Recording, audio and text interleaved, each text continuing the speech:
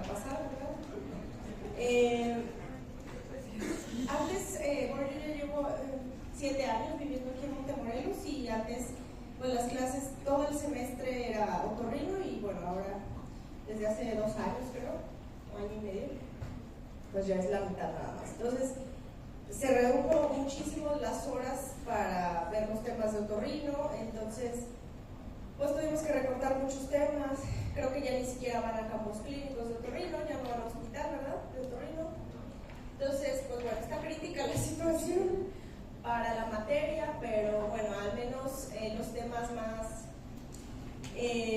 básicos, más populares, los que más comúnmente vemos en consulta, sobre todo ustedes como médicos generales, pues sí es importante que los dominen bien. Me interesa mucho que aprendan a haber oído. Van a tener una práctica en simulación para que entre ustedes hagan otoscopías, para que se acostumbren a ver oídos normales y pues puedan distinguir la patología y saber, pues hacer un diagnóstico, identificar cuál es y pues dar un buen tratamiento, ¿verdad? Me interesa entonces mucho como dedicarle más tiempo a la parte de oído, a la otitis, a vértigo y pues ya de ahí rinitis, sobre todo rinitis alérgica. Quizá vayamos a tener que sacrificar algunos temas de faringe, laringe y cuello por temas de tiempo, pero bueno, aquí me gustaría que me vieran más como una orientadora, o sea, como alguien pues experta en la materia, pero no experta de que lo sabe todo. Sí, ustedes saben que el conocimiento va saliendo todos los días, ¿verdad? Pero sino que tomen lo que yo llevo de experiencia en esta especialidad, pues para saber cómo abordar un problema. Ahorita el conocimiento pues está a un clic, ¿verdad? En su teléfono. No tiene ni siquiera caso que graben las clases, les digo, porque los temas, las diapositivas las van a tener en la E42, ustedes los pueden revisar con toda la calma del mundo. A mí lo que me interesa es que hagan el ejercicio de pensar, ¿verdad? De razonar, de tener un criterio al final para tomar una decisión cuando ustedes estén pues enfrente de un paciente. Imagínense qué mal se va a ver que enfrente de un paciente saquen su celular para preguntarle a ChatGPT o a quien quieran ahora de los asistentes de inteligencia artificial qué van a hacer, ¿no? O sea, desde ahí pues ya su médico no va a confiar en ustedes. Entonces, está bien que entiendan la teoría, ¿verdad? El concepto, pero si no lo aterrizan a la práctica, a la vida real, pues no va a servir de mucho, ¿sí? Entonces, ahora vamos a tratar de empezar siempre con un caso clínico, lo vamos a resolver entre todos y ya que nos atoremos, o bueno, que ustedes se atoren, que ya no haya más, que lo pongan, ya, ¿verdad? Lleguen a una encrucijada, pues bueno, entonces lo resolvemos y damos la teoría. Pero no me quiero clavar tanto en la teoría, no quiero ser yo la que esté todo el tiempo aquí, hable y hable y hable. Una, porque es aburrido para ustedes, para mí es cansado, y a esta hora pues todo el mundo se duerme, ¿no? Vienen sin comer, vienen dormidos, entonces, bueno, se aceptan sugerencias también, ¿sí? Entonces, bueno, yo soy de Puebla, como les decía, llevo 7 años aquí, yo estudié en una escuela pública que es la Benemérita Universidad Autónoma de Puebla, Medicina General, y ya luego me especialicé en Ciudad de México, 4 años son para otorrino. Estuve trabajando en el IMSS hasta apenas hace 1 año que renuncié por motivos personales, pero pues vengo de un lugar de la especialidad donde era un lugar de concentración, era un tercer nivel de atención, entonces pues casos vi de todos, ¿verdad? De los más complejos, de los más sencillos, entonces pues bueno, creo que soy joven en la especialidad, pero como les digo, esos 7 años pues están a su servicio, ¿verdad? Si los puedo orientar y si también en algún momento quieren que los apoye con consulta para ustedes o su familiar, pues bueno, mi consultorio está en la Plaza Los Arcángeles. Entonces, vamos a dividirlos básicamente 1, 2 y 3 los módulos, 1 todo lo de oído, 2 todo lo de nariz y 3 cuello, ¿no? Faringe, laringe y cuello. Entonces la calificación, esto lo voy a subir en el transcurso de la semana, la de 42, pues el 50% de la materia es otorrino. Y vamos a hacer unos papelitos, ¿verdad? Ahí yo se los programo en la agenda. Cuando acabemos de ver los temas de oído, va a haber papelito, cuando oído, que no sea vértigo, luego vértigo, nariz, faringe, laringe, y así conforme vayamos avanzando se los agendo, ¿sí? Van a estar esas prácticas en simulación, no sé si ya tienen fecha agendada para esas prácticas. Bueno, también hay una práctica de epistaxis, eso sí me gustaría que la hicieran, bueno, tiene valor, ¿no? Pero porque es súper común que en el internado no sepan atender epistaxis, ¿no? Y también muchas veces al lugar donde van a ir pues no va a haber otorrino. Ahorita no sé cómo anda la estadística, pero cuando yo salí solamente salíamos 100 otorrinos por año. Ahorita no sé. Y el examen pues vale el 70% de la calificación. El examen son casos clínicos. Muchos de los casos también vienen en los papelitos y lo que vamos a ir resolviendo acá. Entonces,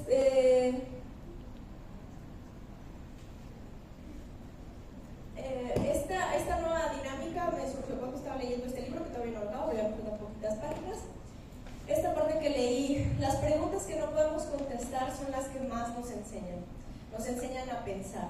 Si le das a alguien una respuesta, pues lo único que obtiene es cierta información. Pero si le das una pregunta, él buscará sus propias respuestas. Así, cuando encuentre las respuestas, pues las va a valorar más. Y cuanto más difícil es la pregunta, más difícil la búsqueda. Cuanto más difícil la búsqueda, más aprendemos. Entonces, y así es en toda la vida, lo que más nos cuesta, pues más lo valoramos, ¿verdad? Está bueno el libro, pero ahí sí tienen oportunidad. Está muy grande. Ok, entonces, primer caso clínico, vamos a empezar de lleno ya, oído, para que despierten.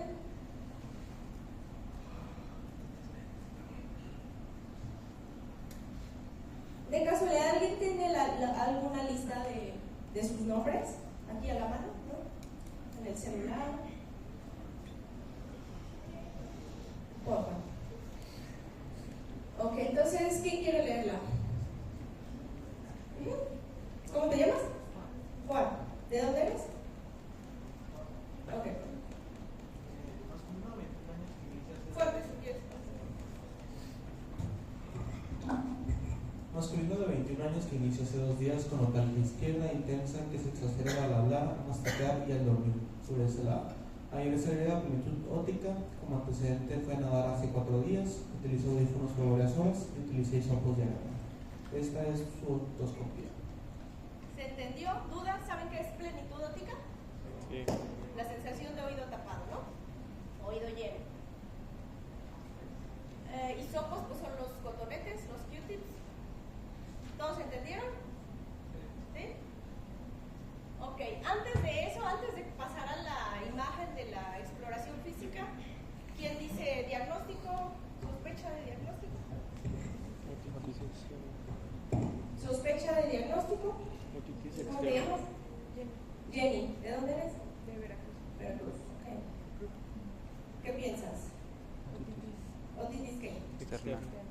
¿Otitis externa qué?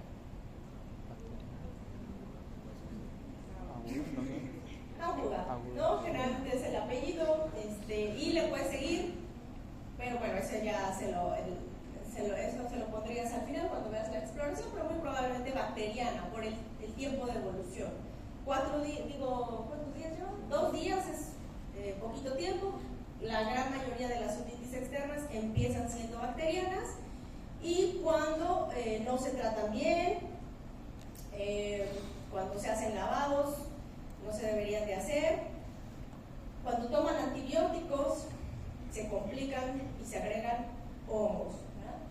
Pero generalmente sí empiezan siendo bacterianas. Entonces sí, ya, eso es lo que quiero que hagan, y generalmente eso es lo que va a pasar cuando alguien llega a una consulta con sus síntomas, a veces hasta desde el semblante, ¿verdad? Pues los gestos que hace, podemos ya orientar un diagnóstico. Y cuando vamos a la exploración es básicamente para confirmarlo o para hacer diagnóstico diferencial entre una o dos sospechas, a veces hasta tres, pero casi siempre ya vamos con el diagnóstico en mente, ¿no? Entonces, ¿alguien pensó algo diferente de otitis externa aguda? ¿No? Muy bien. Entonces, vamos a revisar su oído y vemos esto. ¿Qué ven? A ver, alguien. Inflamación. O sea,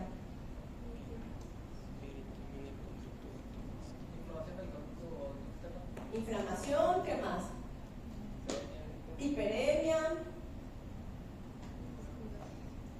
Sí, eso, ¿no? Se ve enrojecido, se ve hinchado, se ve obstruido, se ve cerrado, ¿no? Y un poco, cuando le pones la luz, como brillante, como a tensión la piel, ¿no?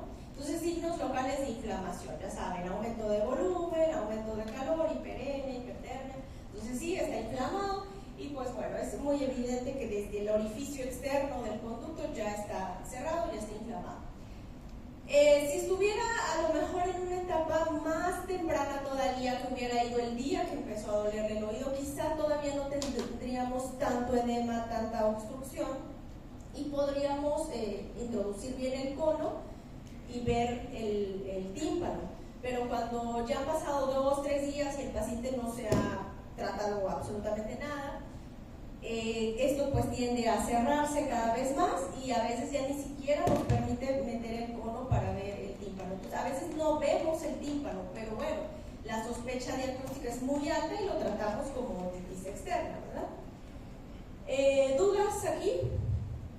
En un inicio entonces aparece esto y luego, si va avanzando, empieza a haber una especie de trasudado. Primero es como un suerito, pues agüita transparente. Luego viene un exudado, esa agüita se hace amarilla, más espesa, como pus, ¿verdad? El sudado es algo purulento. Y a veces puede llenar el conducto, eso puede complicar la plenitud óptica, puede ser que se sienta todavía más tapado. A veces el paciente lo refiere como otorrea, ¿verdad? Otorrea, se entiende que es otorrea, ¿verdad? Bueno. Entonces, ¿qué hay que hacer aquí? Propuesta de tratamiento. ¿Quién dice yo? Ya llegó. ¿Qué hacemos?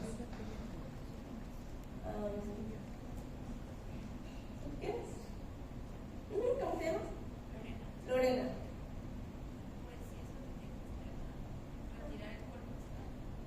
¿Pero cuál cuerpo extraño?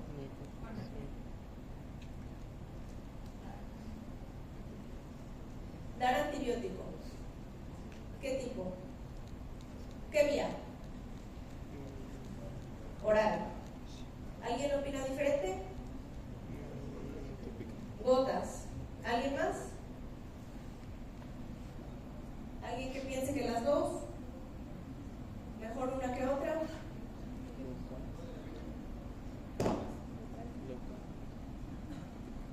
¿Sistémico?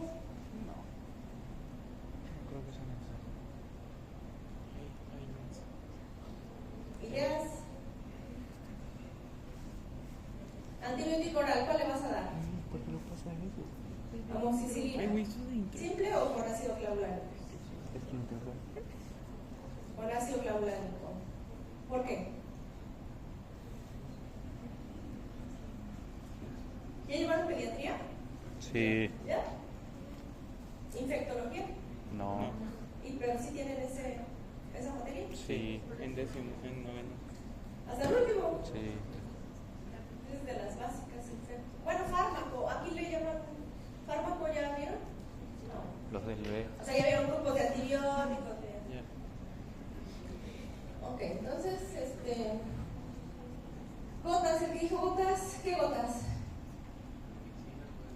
¿Neomicina?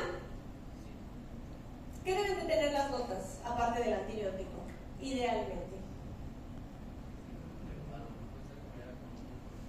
Exacto, un antiinflamatorio. ¿Qué más? Ok, entonces chicos, es una infección de la piel. Antibióticos por vía oral, por vía sistémica, no alcanzan concentraciones en la piel lo suficientemente efectivas para eliminar la infección. Entonces, el tratamiento aquí de elección siempre es tópico, ¿ok? Siempre, son gotas. Si ustedes están seguros, pueden poner las manos al fuego con su diagnóstico de otitis externa aguda, bacteriana, ahorita. No hay necesidad de dar antibiótico oral, porque es una infección de la piel, ¿ok? Idealmente sí, las gotas deben de tener antibiótico, deben de tener un antiinflamatorio y lo ideal es que también un anestésico, ¿verdad? Aquí les encanta mucho a los médicos de farmacia dar el Soldrin. El Soldrin tiene cloranfenicol como antibiótico, es un antibiótico que es muy básico, ya casi obsoleto, digo, a menos que sea un recién nacido todavía podría funcionar, pero ya no es la mejor opción. Neomicina es una buena opción, sobre todo si es o sea, tiene pocos días de evolución. Este chico lleva 2 días, entonces neomicina es un aminoglucósido, es una muy buena opción. Las combinaciones de corticosteroide casi todas traen dexametasona o fluocinolona, cualquiera de esas dos. Y bueno, un anestésico X. ¿Qué patógeno es qué bacteria estamos pensando que está ocasionando la otitis? Bueno, ¿qué dijo? Pseudomonas. Pseudomonas aeruginosa es la bacteria que principalmente ocasiona infecciones del oído externo, ¿okay? Entonces, antibióticos que le pega son quinolonas, ¿verdad? Sin embargo, en una etapa temprana, neomicina como aminoglucósido también puede funcionar, pero idealmente quinolonas, que son ciprofloxacino, ¿verdad? Bueno, en presentación tópica solamente hay ciprofloxacino, hay ofloxacino, nada más. Pero bueno, entonces tiene que tener antibiótico, preferencia quinolona, debe tener un AINE o bueno, un antiinflamatorio, que en presentación tópica son corticosteroides, y debe tener un anestésico, ¿verdad? Siempre es lidocaína, a veces benzocaína. Ok, ¿cuánto tiempo se los vamos a dar? ¿Cada cuánto? Aquí, pues bueno, las gotas lo suficiente como para que se alcance a absorber, ¿no? Yo casi siempre le dejo 8 o 10 gotas. El chiste es que sienta como que se llena su oído, su conducto de las gotas, 3 veces al día, mínimo 5 días. Porque luego les dejan 2 gotitas mañana y noche. ¿Qué van a hacer 2 gotitas mañana y noche? O sea, no es lo que necesitamos es que se absorba en la piel, ¿ok? Entonces se queda ahí unos 5 o 10 minutos con el oído hacia arriba y así 3 veces al día. A veces hasta el primer día se los dejo cada 4 horas. ¿Qué otra cosa es importante aparte de esto? Bueno, aquí hay que tener en cuenta que cuando está muy cerrado el conducto, las gotas pues ya no penetran, ¿verdad? Ahí lo que hacemos es colocar algo que se llama mecha ótica, una gasita, literal una mecha de gasa. Podemos medicar. Hay cremas que traen antibiótico, que traen antiinflamatorio. A mí me gusta, por ejemplo, el Barmicil o el Quadridem, que traen 3, que traen gentamicin, o sea, traen un antibiótico, un antimicótico y traen un corticosteroide. Empapamos la mechita y la introducimos en el conducto. Obviamente eso lo pueden hacer ustedes si conocen muy bien la anatomía, ¿verdad? Acuérdense que del orificio externo del conducto hacia el tímpano solamente hay 2.5 centímetros de distancia. Tendrían que tener una pinza adecuada para introducir la mecha, ¿verdad? Pero si no, mándenlo al otorrino. Entonces, introducen la mechita y la mecha, a través de la mecha, por capilaridad, van a poner las gotitas. Entonces, la mecha se queda 24 horas. El otro día él se la quita en su casa y ya se sigue colocando las gotas con horario. Eso en el caso de que vean el conducto muy cerrado, que no van a entrar las gotas, ¿sale? Y si no, si todavía está bastante abierto, pues así, no, literal, se ponen las gotas directas. ¿Qué otra cosa vamos a indicar aparte de las gotas? Otras 2 cosas súper importantes para que esto se resuelva al 100% con éxito. Si no indicamos estas otras 2 cosas, aunque el paciente se ponga las gotas con horario, no va a mejorar. Evitar la humedad del oído seco. Entonces, prohibidísimo en este contexto hacer lavados de oído. porque a veces ya el paciente ha desechado mucho, sobre todo cuando ya tiene muchos días, juntan un tapón de queratina, de descamación de la piel, y para quitarle ese tapón le hacen un lavado. Lo ideal ahí es hacer un aspirado, por eso es importante pues, que lo vea el otorrino, ¿verdad? Pero si ya está en esa etapa, si no, no hagan un lavado, ¿sale? Y, exacto, evitar que se moje, que nade, por mínimo los 5 días que va a estar con sus gotas, ¿verdad? Lo único que le puede entrar a ese oído son las gotas. ¿Y qué otra cosa? No rascar, no tocarse el oído, no es que por mucho que le dé comezón, ¿verdad? No usar audífonos, no usar tapones, o sea, que esa piel debe de estar lo más seca, lo más ventilada posible. Ahí luego a veces hay problemas porque pacientes que trabajan en lugares donde usan tapones para protegerse del ruido, pues no podrían ir a trabajar de perdido esos 3 días, o cambiarlos de área, o que el tapón, la protección para ruido sea de tipo diadema y no de los que se introducen, ¿verdad? ¿Dudas? Ok, pues ya saben, otitis externa aguda. Ahora, imagínense que hubiera sido un escenario diferente. Eso fue otitis externa aguda bacteriana. No hay dudas ahí, ¿verdad? Ahora, imagínense que este paciente hubiera ido con un médico farmacia que le indicó, como sugirió Lorena, amoxicilina con ácido clavulánico, 5 días, le dio un aire y le quitó el dolor, pero no mejoró el oído tapado, y regresa. Y entonces lo revisan y ahora se ve así. ¿Qué ven? ¿Quién dice? El tímpano se ha inflamado.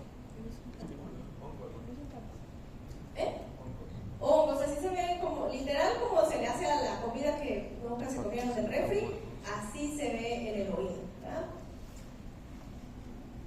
Ahorita les voy a mostrar otras imágenes de otras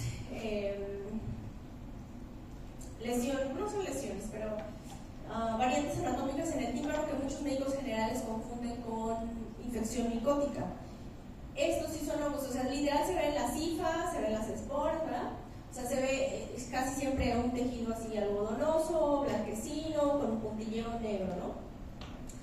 Entonces, cuando ya, ¿qué es lo que hizo aquí que apareciera el hongo? Uno, el antibiótico oral. El uso de antibióticos sistémicos, ya sea orales o inyectados, favorece la aparición de hongos. El no indicar oído seco y pues que el paciente continúe a lo mejor también manipulándose el conducto, ¿verdad? Entonces, en este escenario, pues ya estamos ante una otitis externa mixta, generalmente, porque, bueno, si nunca recibió las gotas, pues seguramente las bacterias también siguen ahí, pero se agregaron los hongos. ¿Hay algún medicamento específico o simplemente no darle el No, simplemente no darle tópico. Si cualquier antibiótico que le hayan dado oral o sistémico, si no fue tópico, o a lo mejor si le dieron, por ejemplo, el Soldrino, pero no se lo dieron a la dosis adecuada, se lo dieron así como te decía, una dosis súper bajita, se siguió mojando, o sea, todo se juntó, ¿no? Entonces, aquí ya que necesitamos, pues lo mismo, necesitamos primero que nada aspirar eso, aunque le hagan un lavado, y digo, si es que le hacen el lavado, tendrían, si no tienen de otra, ¿verdad? No tienen otorrino, no tienen forma de aspirar el oído, pudieran hacerle lavado para quitarle ese tapón, pero tendrían que asegurarse muy bien de que salga todo el agua y ser muy insistentes con el paciente de tener el oído seco y el antibiótico correcto, ¿verdad?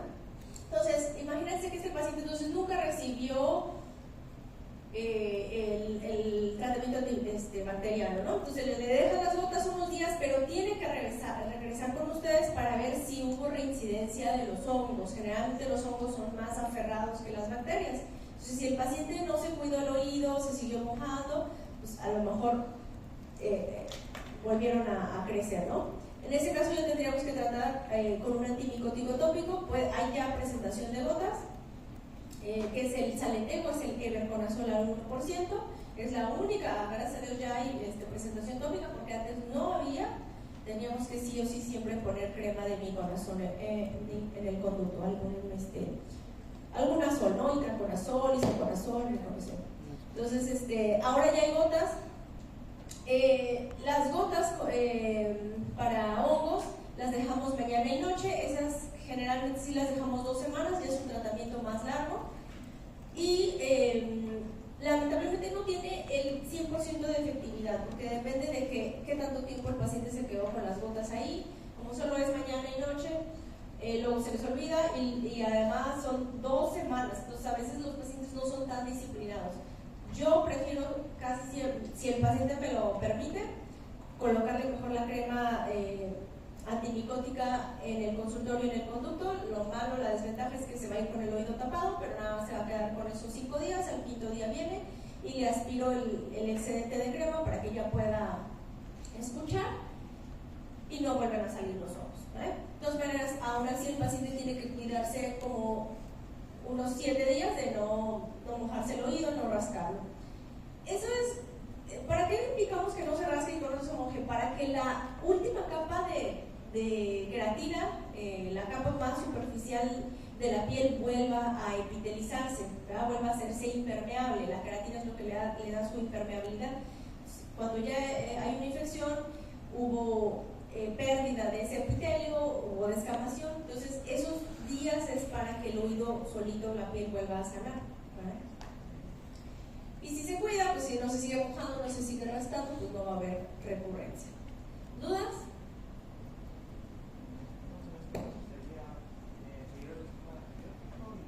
Primero, sí. Lamentablemente no existe una presentación en gotas, al menos, que tenga antibiótico y antimicótico al mismo tiempo.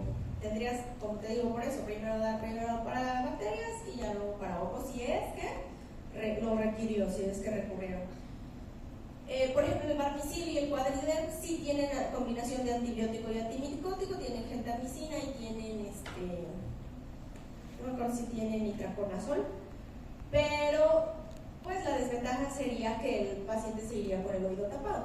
Puedes hacerlo si él te lo permite, sería válido ante una infección ya mixta, que tú estés viendo que ya hay hongos, ¿no?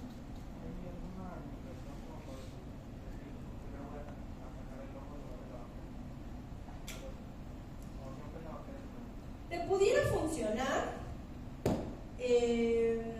pero por ejemplo, si todavía está muy hinchado, si todavía se queja de dolor, la presentación que solamente trae antimicótico no tiene antiinflamatorio, no tiene esteroide ni tiene anestesia. Entonces, casi siempre por eso conviene primero la presentación que tiene esos 3. Además de que el hongo, si se cuidan bien, si tiene el oído seco, es más raro que vuelva a salir. Porque el hongo es casi siempre, no fue lo que inició la infección, es un contaminante agregado. ¿Más dudas? ¿Cuántas gotas le vamos a dar con el hongo? Para el hongo es igual, que se le llene de gotas el conducto. Yo le dejo 8 o 10 gotas, pero ahí sí es nada más mañana y noche, cada 12 horas por 2 semanas. ¿Listo ya? Bueno.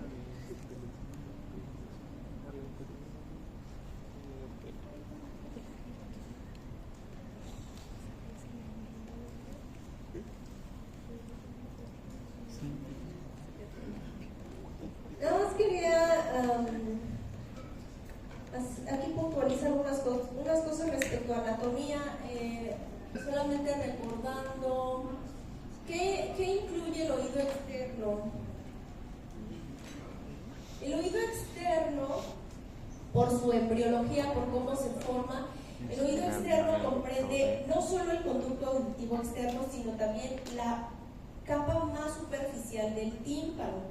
Entonces, cuando ustedes en una otitis externa están viendo, o sea, en una etapa muy inicial, están viendo el tímpano, también se ve con un poquito de, no es edema, bueno, sí es un edema, pero muy superficial. Se ve como si estuviera húmedo, como si estuviera estriado el tímpano. Entonces a veces ven eso y creen que es una otitis media aguda porque ya está el tímpano diferente, porque no se ve normal, pero no es así. Acuérdense que oído externo también es la capa superficial del tímpano, entonces si ven cambios así, o sea, es esperado, ¿verdad? Es una continuación del ectodermo, la piel, ¿verdad? La membrana timpánica tiene 3 orígenes histológicos, o membrana timpánica o tímpano, ¿no? Entonces, la parte más externa es continuación de la piel del conducto, luego viene una capa intermedia que es de mesodermo, que es tejido conectivo, ¿verdad? Fibras de colágeno, unas van estriadas, otras van longitudinales. Eso es lo que le da su elasticidad, que permite su movimiento y que eso se adapta a cambios de presión atmosférica. Y la parte interna del conducto es una continuación de la mucosa, que es tejido cúbico, productor de moco, ¿sí? Entonces, es por eso que cuando en una otitis externa vemos el tímpano así como estriado, es porque se está afectando esa última capa, pero no, eso no quiere decir que tenga otitis media, ¿verdad? Entonces, para hablar universalmente, para identificar patología universal en el oído externo y también sobre todo en oído medio, nosotros al tímpano lo dividimos en cuadrantes, ¿verdad? Un eje que pasa por pues la longitud del mango del martillo,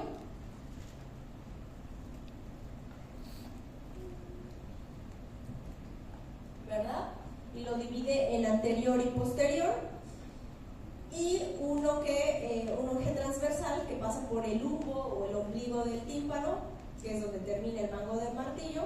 Y entonces así podemos decir donde vemos lesiones o manchas o perforaciones o lo que quieran, ¿no? Cuadrante antero superior, antero inferior, postero superior y postero inferior, ¿verdad?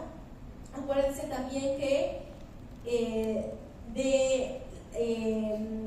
la apófisis corta del martillo salen unos ligamentos, el ligamento maleolar anterior y el posterior, y eso describe una zona del tímpano que es la zona más débil, más susceptible a cambios de presión atmosférica, que se llama la pars flácida. ¿Por qué se llama flácida? Porque en lugar de tener 3 capas histológicas, solamente tiene 2, solamente tiene la externa y la interna, no tiene la intermedia. Entonces, cuando hay problemas de ventilación en el oído medio por disfunciones de la trompa de Eustaquio, esa es la zona en la que primero se va a ver la afectación o el daño. Empezamos a ver aquí retracciones, ¿verdad? O bolsas de retracción en la pars flácida, o membrana de Shrapnel también se llama. Y la escotadura de Revinus, eso es, pero a nivel del hueso timpánico, la escotadura que se hace a nivel del hueso timpanal, en el hueso que es parte del hueso temporal. Y todo lo demás que queda debajo de estos ligamentos, que es pars tensa, sí tiene esas 3 capas histológicas. Bueno, ¿dudas hasta aquí?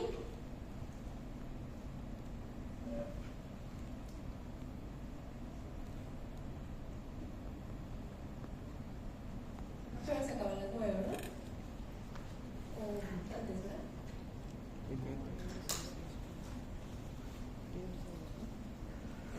Entonces, como parte de las enfermedades de oído externo que podemos encontrar malformaciones desde el pabellón auricular. Algunas son patológicas, otras simplemente son pues, variantes anatómicas, ¿no? Que no tienen una implicación fisiológica o pues, de enfermedad real, ¿no? Entonces, vamos a ver que podemos encontrar niños con fístulas preauriculares. Las fístulas preauriculares son pequeños hoyuelos que encontramos anteriores y superiores al trago. Generalmente son por un cierre anormal entre los tubérculos que forman el pabellón auricular, ¿verdad? Los tubérculos embrionarios. Se queda una pequeña hendidura, a veces esa hendidura termina en un saco, en un quiste de queratina. a veces no, a veces nada más es el orificio más superficial. ¿Y qué problemas les dan? Pues a veces que justamente como se queda queratina atrapada, hay humedad, se infecta, proliferan bacterias y a veces se hacen pequeños abscesos. Entonces hay que drenarlo, hay que darle antibiótico ahí sí oral, y el tratamiento definitivo es la resección quirúrgica, o sea, hacer una fistulectomía, buscar el trayecto fistuloso y quitar el quiste, ¿verdad? Es un procedimiento muy sencillo. Hasta el 50% pueden ser bilaterales y solamente un tercio está asociado a anomalías congénitas, pero la verdad es que la gran mayoría de los casos no tienen asociado alguna malformación del oído interno. Pues se infectan por bacterias que viven en la piel, ¿verdad? Así se ven, como estos hoyuelos. Nadie aquí tiene, son bastante comunes. ¿No se han visto? Cuando se infectan se ven así. Anotia y microtia es la malformación del pabellón. Anotia pues no se forma absolutamente nada del pabellón. Microtia sí, en algún grado. Hay grado pues leve, moderado, severo de malformación. Aquí sí pueden estar asociadas o no a falta de permeabilidad del conducto auditivo externo, se puede estar completamente sellado y en ese caso pues tenemos una sordera conductiva importante asociada. Y también aquí sí es importante hacer una tomografía de oído para investigar malformaciones del oído medio o incluso del oído interno. Es más común que sea de un solo lado, es más común en los hombres y pues aquí hay que reconstruir el pabellón, ¿verdad? Dependiendo del grado, si es un grado 1, grado 2 pues, y no asocia atresia del conducto, pudieran ni siquiera operarse, pero ya cuando es un grado 3 tienen una atresia del conducto, pues sí es importante operarlo pues, para que el paciente recupere su audición. Generalmente el otro oído está sano y pues son niños que adquieren el lenguaje, crecen normal, pero bueno, ¿para qué necesitamos escuchar de los dos lados? ¿Alguien que se lo ocurra? El equilibrio. Equilibrio. ¿Para el equilibrio? Pues, No. orientación. Propiocepción, no necesariamente. Propiocepción pues va de la mano con el equilibrio, ¿no? Es el sentido de orientación de cómo está tu cuerpo, ¿no? No, necesitamos escuchar de los dos lados porque necesitamos identificar el origen del sonido. Cuando una persona solamente escucha de un lado, puede saber que hay ruido, puede saber que le están hablando, pero no sabe bien de dónde. No identifica de dónde. Entonces, por eso. Entonces, apéndices auriculares, apéndices o ápices, ¿verdad? Son pequeños tejidos extras, ¿verdad? Adicionales al trago, pueden ser pequeños, pueden ser grandes, lóbulo bífido. Estas sí son variantes anatómicas, estas solamente por estética se operan. Trauma al conducto auditivo externo, el clásico que le dieron un cachetadón o un balonazo, ¿verdad? También. ¿Qué pasa cuando ya hay una colección de sangre debajo de la piel? Es una colección de sangre que diseca debajo de la capa del pericondrio del cartílago. Eso puede ocasionar necrosis del cartílago porque el cartílago de la oreja se nutre a través del pericondrio. Entonces cuando lo separan, porque se diseca, porque hay sangre ahí, el cartílago empieza a sufrir necrosis, se muere, puede infectarse. Esto después de ser sangre es pus y puede quedar con una deformidad permanente, ¿verdad?, de la oreja. Entonces es importante cuando lo identificamos en etapas así tempranas o agudas, hay que hacer un drenaje y también hay que hacer una compresión externa, se llaman conformadores. A veces se sutura literal o algodón o gasa o un vendaje, ¿verdad?, auricular. El chiste es que hacer presión para que no vuelva a coleccionar, primero drenar, va a hacer presión para que no vuelva a coleccionar y claro que hay que dar antibiótico sistémico, ¿verdad?, para evitar pues ya una deformidad crónica. La pericondritis es una inflamación del cartílago del pabellón que puede o no ser recurrente. Esto puede empezar desde un abscesito, un forúnculo, algo que les picó y que se empezaron a rascar, desde un piercing mal hecho, mal tratado, ¿verdad? Mal cuidado. Entonces, también es importante aquí dar antibiótico tomado. Pueden darlo también tópico, ¿verdad? El cuadrinemo, el barbicil sobre la piel de la orejita también ayuda bastante. Y pues lo que queremos evitar es esta famosa oreja de coliflor, que es pues ya la consecuencia de, digamos, el estado ya cicatrizal de infecciones recurrentes, ¿verdad? Esto ya es fibrosis, ya no es algo agudo. ¿Qué vamos a hacer? Bueno, ya vimos otitis externa aguda, pero también es muy importante los tapones de cerumen. ¿Qué vamos a hacer cuando haya tapones? Pues bueno, aquí depende mucho de la exploración.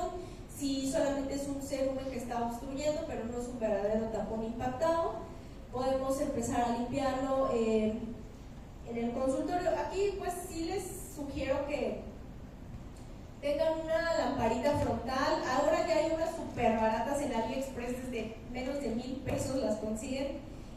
La lámpara frontal lo que les permite es iluminar el conducto mientras ustedes tienen sus manos libres, ¿no? Para hacer algo. Entonces, porque luego están queriendo con el celular iluminar y con la otra mano hacer cosas, no. Entonces, cómprense una lámpara frontal, de verdad ahora están súper accesibles. Se puede comprar una pequeña asa de cerumen o cucharilla de cerumen, y siempre viendo y siempre iluminando pueden empezar a practicar retirar cerumen muy suave, ¿no?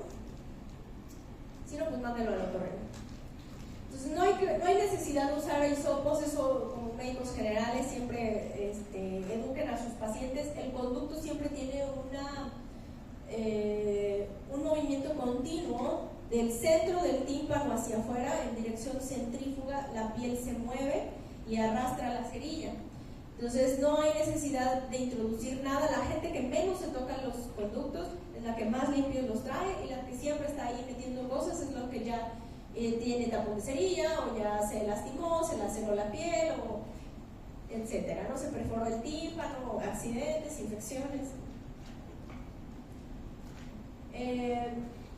Por eso es importante también la práctica que van a tener de otoscopías, porque hay variantes anatómicas. No todos los conductos son de la misma forma, no tienen la curvatura tan pronunciada del istmo, ¿verdad? Cuerpos extraños. Entonces, cuerpos extraños, aquí depende mucho de si son vivos o no. Si son vivos, primero hay que matarlo lo más pronto posible. Pueden ponerle lidocaína, ¿verdad? O agua oxigenada para que se ahogue. A veces con eso sale solito si todavía está vivo, si no, pues bueno, lo matan. Y aquí pues depende mucho de el material también con el que tengan, ¿verdad? Cuerpos orgánicos, como semillas, cosas que absorben humedad y que se pueden hinchar más, esos no hay que sacarlos con un lavado. Lo que podemos sacar con un lavado son cosas no vivas, no orgánicas, ¿verdad? Insectos no les sugiero, pueden intentarlo, pero a veces insectos con agua lo que hacen es que las alas se pegan al tímpano, ¿verdad? Por capilaridad, por defecto físico de tensión superficial. Entonces, por más agua y agua que le echen, no, necesitan agarrar el cuerpo del insecto y hacer tracción, hacer algo de fuerza para traerse. Y eso pues se hace con pinzas, con visión directa, ¿verdad? Es generalmente es lo que yo hago, pero yo no les sugiero que lo laven. Primero inténtenlo con pinzas, pero siempre viendo, siempre con mucho cuidado. ¿Qué más? ¿Dudas respecto a esto? Bueno, hay infinidad de cosas que los niños se meten, puntas de colores, perlitas, cuencas de pulseras, ¿no? Que se les ocurra, saquen un maíz de pozolero apenas de ahorita en septiembre. Y los insectos, lo que les decía, ¿no? Siempre hay que matarlos primero. ¿Por qué? Porque pueden empezar aquí a morder, a caminar, o sea, Imagínense lo molesto que es y luego si les perforan el tímpano, pues peor. Objetos, muy importante, objetos redondos, nunca intentar con pinza porque eso pues obviamente se va a resbalar, ¿verdad? Lo van a empujar más, lo van a impactar más. Cuando son objetos redondos puede ser con lavado o con un asa, idealmente un asa que pase por el espacio libre que queda entre el cuerpo extraño y el conducto y traérselo, ¿verdad? Cuando esto ya está impactado en el istmo, pues obviamente eso sí es doloroso, pues sí necesitamos hacer cierta fuerza. Es importante que el paciente coopere también. Niños que no cooperan es mejor llevarlos a quirófano y hacerlo bajo sedación. Aquí lo ideal es hacerlo bajo visión aumentada con microscopio. Yo ya no acostumbré mucho a hacerlo con la lámpara frontal, pero bueno, eso ya es práctica. Lo ideal es con un microscopio. Para hacer un lavado óptico, pues siempre hay que tener el material adecuado. Yo lo hago con una jeringa de 20 mililitros y un punzocat o un catéter venoso del verde, que es 18 o 16 G, no me acuerdo. Siempre agua tibia, si lo hacen con agua fría o agua muy caliente, le van a provocar vértigo al paciente. Siempre dirigir el chorro del agua hacia el conducto, hacia la pared póstero superior del conducto.